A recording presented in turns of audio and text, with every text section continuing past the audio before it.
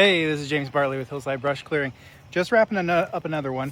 This was about an acre, and the goal was on this one to get as much as possible in a 3.5 hour run time. And that was the goal, is just to run this thing full out, full tilt for 3.5 hours, see how much we could get.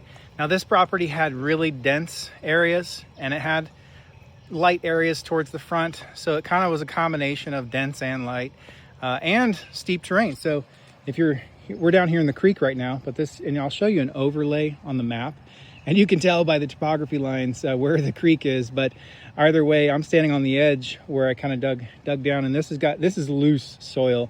But yeah, fighting up this, there was shelf rock just poking out here and there, and there's a good one right there. You didn't want to run off that dude. That would have sent your machine tumbling down the hill.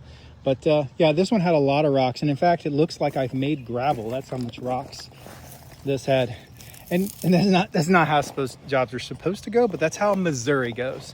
That's why I have carbide teeth on my forestry mulcher, not steel knives, because, well, I toasted a $3,500 set of steel knives and found out the hard way that even just the lightest rock causes it to just turn into nothing, and you can't even sharpen it. That's how bad that gets. But that being said, this is another one in the books, wrapping it up, about an acre, 3.5 hour run time. There's a lot of elevation change. You cannot tell. Videos, pictures, they never do justice. You just can't tell. I'm literally like kind of hiking right now. This is not a normal walk. It is what it is. You can't tell. But that being said, that machine is the RCU 120. That is what allows me to do safely what others can't do in skid steers. It's only about a 17 to 22 degree mix in all of this going down. And then right about here further, it starts jumping up to 25, and then down there it's like 30, 35 in that area. So another steep job that it's in the books.